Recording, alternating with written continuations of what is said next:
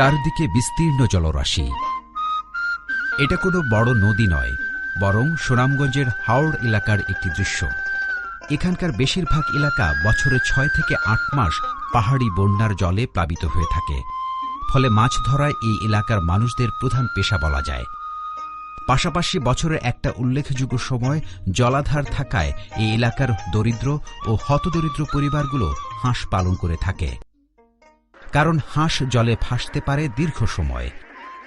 আবার হাঁস তার প্রয়োজনীয় খাবার যেমন শামুক, কেঁচো, শ্যাওলা সহ বিভিন্ন জলজ উদ্ভিদ প্রাকৃতিকভাবে হাওড়ের জলাশয় থেকে পেয়ে থাকে। প্রচলিত পদ্ধতিতে হাওড় অঞ্চলের দরিদ্র পরিবারগুলো হাঁস এবং ডিম উৎপাদন করে তাদের আর্থিক প্রয়োজন কিছুটা মিটিয়ে আসছে।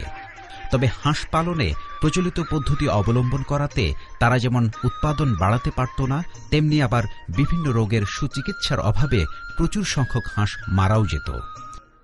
সাম্প্রতিক বছরগুলোতে স্থানীয় কিছু উদ্যোক্তা হাঁসের হ্যাচারি স্থাপন করে বাণিজ্যিক ভিত্তিতে উৎপাদন শুরু করলেও উন্নত প্রশিক্ষণ ও প্রয়োজনীয় জ্ঞান না থাকায় হ্যাচারিগুলো ব্যবসায়িকভাবে খুব বেশি লাভবান হচ্ছিল না। সুনামগঞ্জের বৃহত্তর জলাশয়কে ঘিরে বাণিজ্যিক ভিত্তিতে পরিকল্পিত হাঁস চাষ এবং বাজার সম্প্রসারণ করে স্থানীয় দরিদ্র জনগোষ্ঠীকে অর্থনৈতিকভাবে স্বাবলম্বী করে তোলা সম্ভব।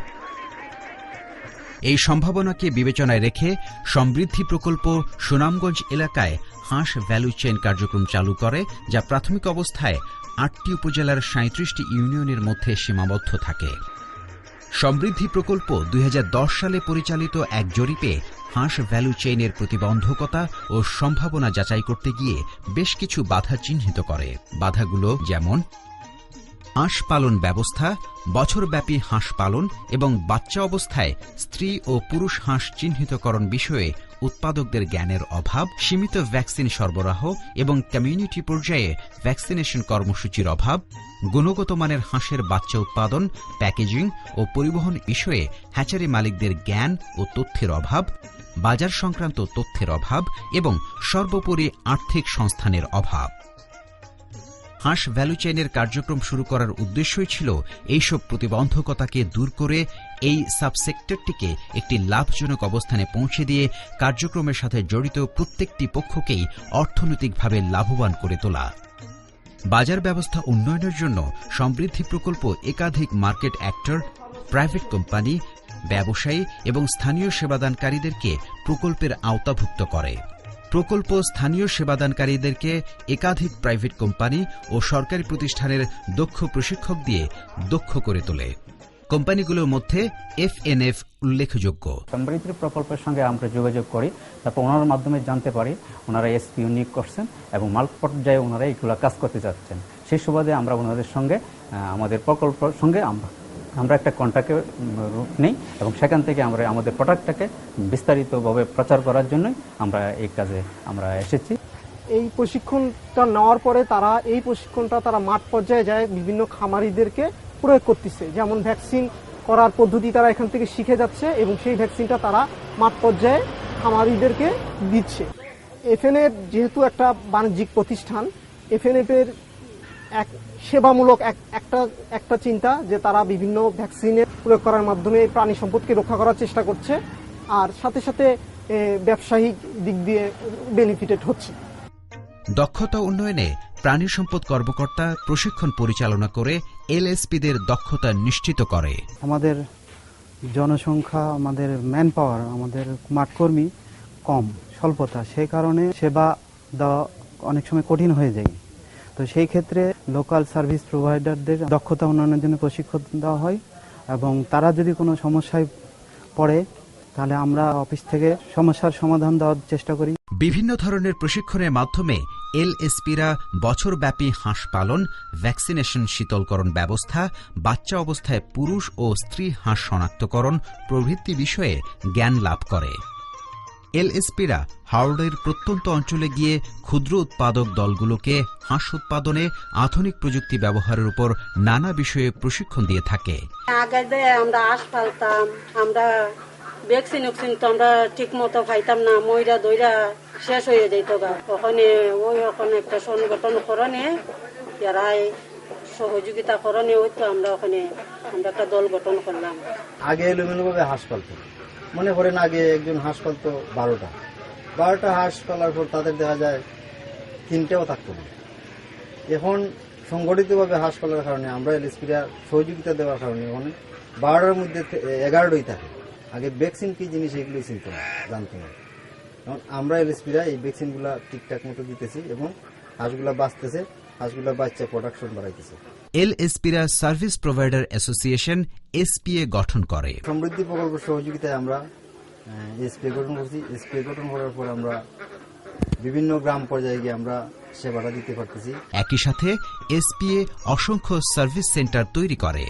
এলএসপিরা উৎপাদকদের দলবদ্ধ হয়ে ব্যবসা পরিচালনার জন্য এমএসি গঠন ও শক্তিশালী করে তুলতে সহায়তা প্রদান করে। তখন তো আমরা এই হাঁস খালি কইরা তো ওখানে আমরা রেশন গঠন করণে ওখানে তো আমরা একসাথে আমরা হাঁস আনি, হাঁস আইনা সাইরা একসাথে আমরা ডিম বিক্রি করি। দলগুলারে সংগঠিত করা এবং তাদের একটা বাৎসরিক পরিকল্পনা তৈরিতে আমি সহযোগিতা করি। আর তাদের যে উৎপাদিত পণ্য যাতে এরা একটু ন্যায্য মূল্য পায় সেই দৃষ্টিতে আমি বিভিন্ন ব্যবসায়ীর সাথে যোগাযোগ করিয়ে দিই। আর যারা ক্ষুদ্র উৎপাদনকারী আছে তাদের তো পুঁজির অভাব, সেই ক্ষেত্রে আমাদের বিভিন্ন যেমন আশা ব্যাংক, গ্রামীণ ব্যাংক, ব্র্যাক ব্যাংক, এই সমস্ত ব্যাংকের সাথে আমি তাদেরকে ঋণ পেতে সহযোগিতা করি। সংগঠনের মাধ্যমে এমএসি করাইতেছি, এমএসি নেটওয়ার্ক করাইতেছি আমাদের ব্যবসার জন্য, আমাদের লাভের জন্য, পাশাপাশি তাদেরও লাভটা হয়। ফলে তারা বাজারের তথ্য সংগ্রহ, গুণগত মানসম্পন্ন উপকরণ যোগান, কোম্পানির সাথে যোগাযোগ, পণ্য বিক্রি এবং সর্বোপরি ন্যায্য মূল্য পেয়ে থাকে। নকেশ আছে, এরাই আমরা সাথে সহযোগিতা করে, একসাথে আমরা খাবার কিনে সাইরা তো অনেক আমরা হয়। সমৃদ্ধি প্রকল্প, হেল্পেটাস সুইচ ইন্টার কর্পোরেশন মিলে আমাদেরকে কিছু খাবার দেয় প্রদর্শনী করার জন্য, আমাদেরকে দেয়। আমরা আবার দলে যে এমএসিতে আমরা আবার এমএসির লোকরে আমরা প্রদর্শনী হিসাবে আমরা একটা এই খাবারটা দিয়ে থাকি। প্রতিটি এলএসপি মাসে গড়ে 200 থেকে 300 জন হাঁস উৎপাদনকারীকে সেবা দেয়। এই হিসাবে 188 জন এলএসপি 56,000 জন হাঁস পালনকারীকে সেবা প্রদান করে থাকে। এলএসপি হিসাবে আমি এখানে উৎপাদনকারী দল আছে, উৎপাদনকারী দলের বাইরেও আছে, কমিউনিটি লেভেলে আছে। এদের হাঁস যতগুলো হাঁস আছে আমি তাদেরকে রোগ অনুযায়ী পরামর্শ দিয়ে থাকি, কি হয়েছে, এবং পাশাপাশি ওষুধ সবকিছু দিয়ে থাকি। এখন হ্যাচারি মালিকরাও এলএসপিদের মাধ্যমে হাঁস উৎপাদন, স্ত্রী ও পুরুষ হাঁস চিহ্নিতকরণ, উর্বর ডিম নির্বাচন এবং গুণগত মানের হাঁসের বাচ্চা উৎপাদন বিষয়ে প্রয়োজনীয় জ্ঞান বৃদ্ধি করছে। এফএনএফ ফার্মাসিউটিক্যালস সুনামগঞ্জ জেলার 8টি এসপিএ এর মাধ্যমে কোম্পানি দরে ডাক প্লেগের পর্যাপ্ত ভ্যাকসিন সরবরাহ নিশ্চিত করে। কুল চেইন বজায় রাখার জন্য তারা এসপিএ কে 8টি কুল বক্সও প্রদান করেছে। সমৃদ্ধি প্রকল্পের সহায়তায় এবং এলএসপিদের প্রত্যক্ষ সেবা পেয়ে সুনামগঞ্জের হাওড় এলাকায় বাণিজ্যিক ভিত্তিতে এমন অনেক হাঁসের খামার গড়ে উঠেছে। নিরঞ্জন দাস এমনই একজন খামার মালিক যিনি স্থানীয় সেবাদানকারীদের সহায়তায় আধুনিক প্রযুক্তি ব্যবহার করে উন্নত পদ্ধতিতে হাঁস উৎপাদনে একাধিক প্রশিক্ষণ গ্রহণ করেছেন। আজ তিনি একজন সফল হাঁস পালনকারী ব্যবসায়ী। এই যে আবার হাঁসের ফার্মটা দেখতেছেন, এখানে মোট 1100 হাঁস আছে। এলএসপি নগের দা এখানে হাঁসের কোনো সমস্যা হইলে তিনি নিজে আইয়া এটা পরিদর্শন করার পরে যদি দেখা কোনো সমস্যা আছে তখন তিনি নিজে ওষুধ এটা ব্যবহার, নিজের হাতে ওষুধ ব্যবহার করে যায় এবং নিজেই ওষুধ লই আয়। আগে তো আমরা মানে পুরুষ মহিলা এটা চিনতে পারতাম না। এলএসপি নগের দা আমরা পাতারিয়ার তাইনের পরামর্শ বা তাইনের প্রশিক্ষণে দেখানোর পর আমরা হাসাহাসি মানে পুরোটাই মানে চিনতে শিওর। সরাসরি গাড়ি নিয়ে এখানে মানে পাইকারটা আসে, সরাসরি হাঁস নিয়ে যায় এলএসপির মাধ্যমে আর কি।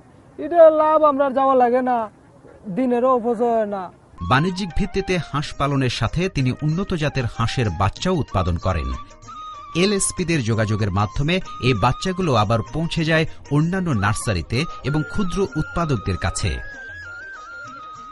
উৎপাদক দলের সদস্যরা সেবা সেন্টার থেকে দলগতভাবে এই উন্নত জাতের হাঁসের বাচ্চাগুলো সংগ্রহ করে। সদস্যরা একসাথে বাচ্চাগুলো স্বাস্থ্যগত ও অন্যান্য দিক পরীক্ষা করে নেয়। উন্নত লালন পালন পদ্ধতিও এখন তাদের আয়ত্তের মধ্যে। ক্ষুদ্র উৎপাদকরা তাদের উৎপাদিত ডিম নির্ধারিত ব্যবসায়ীর কাছে বিক্রি করে। দলের সব সদস্য ডিম নিয়ে স্থানীয় কালেকশন সেন্টারে হাজির হয়। আমাদের সমিতিতে 32 জন সদস্য আছে। একসাথে তো ডিম বিক্রি করি, একসাথে বেচলে তো এটা বেশি দেখে এটা দাম এটা বেশি হয়। এমনি যদি আমরা খুচরা বেশি, খুচরাটা তো দাম কমে নেই।